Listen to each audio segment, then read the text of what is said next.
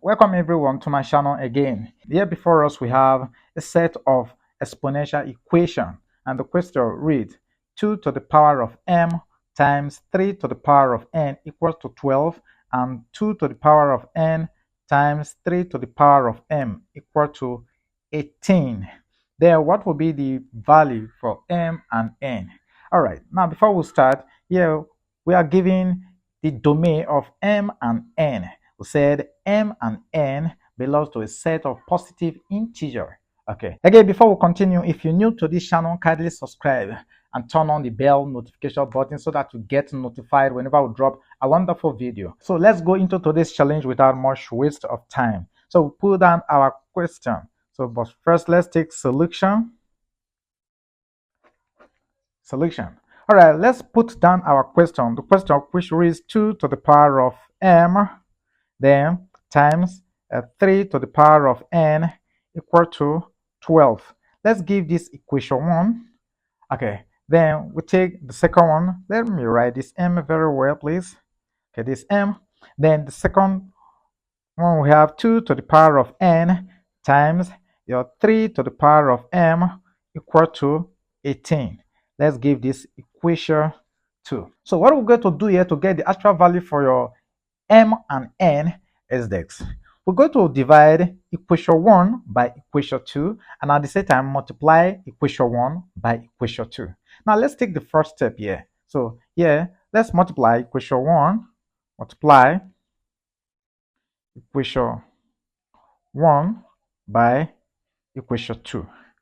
Okay, so if we do that, we're going to have this to be 3 to the power of m. So we have here, 2 to the power of m, then times, here in equation 2 we have 2, okay, but to the power of a different variable, then times again your 3 to the power of n, then times your 3 to the power of m equal to, the right hand side we have 12 times 18. Okay, so from here what we do here is this. We look at the exponent. The bases here same and the base here the same. Remember the law of indices, which says that if you have your a to the power of x there times your a to the power of y, so this will give us here a to the power of x there plus y. In other words, if the bases are the same and you have a multiplication sign, add the exponent. So if we subtract to this rule, then we can rewrite this and this. Okay, so let's go ahead and rewrite the expression we have here now. So from here, we're going to have here to be your 2 to the power of m there plus n. Okay, there times your dot here means multiplication. Your 3 to the power of n plus m equal to, if we multiply your 12 by 18, that will give us 216. Right? Good. Now, this is plus. We have invisible plus here, so we can rewrite this expression here in order for us to have something like this. So if we go ahead to rewrite this, we're going to come out with your 2 to the power of m plus n dot your 3 to the power of m plus n equal to 216. We can see another law of indices playing out here again. So what does that law say? The law says that if you have the same exponent but the bases are different, then you can multiply the base numbers or the base alphabet and then take one of the exponents. Let's take a look at that law. It says that if you have your a to the power of your x, then times your b to the power of your x, this is equal to a b r to the power of your x. Remember this law, okay? These are elementary laws of indices. All right, so if we go by this law, then we're going to have our expression here to be your 6, because 2 times 3 will give us 6, or to the power of your m plus n equal to your 216. Okay, we look at the right hand side of the equation. Can we express the right hand side of the equation to bases? Yes. 216 can be written as 6 to the power of 3. So if we rewrite the right hand side of the equation, we're going to have here 6 to the power of m plus n from the left hand side equal to 6 to the power of 3. So the bases are now the same, and so they will cancel themselves. Then we can now equate the exponent. So we now have m plus n equal to 3. Now we have two variables here playing out in this equation again. So we can now give this equation 1. All right, so we have equation 1 already. We have equation 1 and 2 here. So let's give this equation 3. Okay, so let's give this equation 3. So if we give this equation 3, remember I said in the first step before we started that we are going to multiply equation 1 by equation 2 and at the same time divide equation 1 by equation 2. So this time around, let's divide equation 1 by equation 2. So you'll say divide equation 1 by equation 2. Now, remember your equation 1 and 2? Yes, look at our equation 1 and 2, which is this and this, as we have here now. All right, so if we go ahead to divide, we're going to have our 2 to the power of your m times your 3 to the power of n equal to your 12. This is all over your 2 to the power of n times your 3 to the power of m, then all over your 18. We're not having the same base here, but the exponents are different. And we are having a division sign. So we cannot have this to be your 2 to the power of m minus n, then your times your 3 to the power of n minus m equal to our 6 here will give us 2 and 6 here will give us 3. So here we're left with 2 all over 3. Here I only applied the division law of indices, which says that if you have your a to the power of x all over your a to the power of y, okay, this is equal to your a to the power of x minus y. All right, so this is what I just applied here now. From here, let's look at this equation now. Now, we're having m minus n, but here we're having n minus m. So I want to rewrite this to suit this. Okay, so rewriting this expression we have at the exponent, we're going to have here 2 to the power of m minus n, that times your 3 minus bracket your m, the minus n close bracket equal to your 2 all over 3. This has not really changed anything because if I use this negative to open up this bracket, I'm going to come up with this.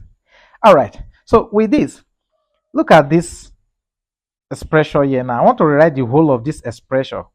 According to the law of indices again, which says that if you have 1 all over your a to the power of x, if I want to remove this 1 and this division sign, this will now become your a to the power of minus x. Remember this law?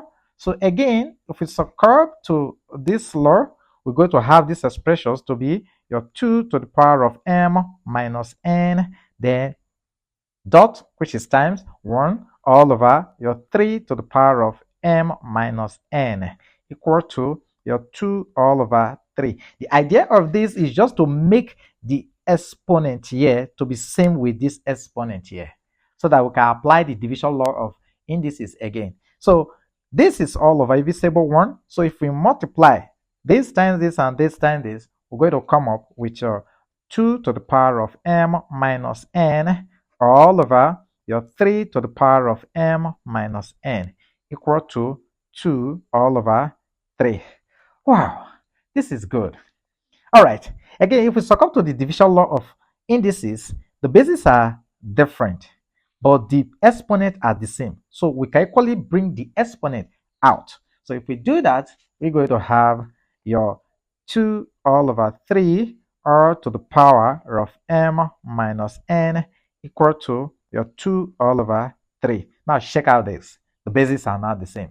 Okay, so here we can express this to power of 1 because 2 all over 3 to the power of 1 is the same thing as 2 all over 3. So now that the bases are the same, they will take care of themselves. Okay, once they leave the system, then we can equate the exponent. So we now have m minus n equal to 1. This is another equation. So we give this equation 4. So we can now say solve equation 3 and 4 simultaneously.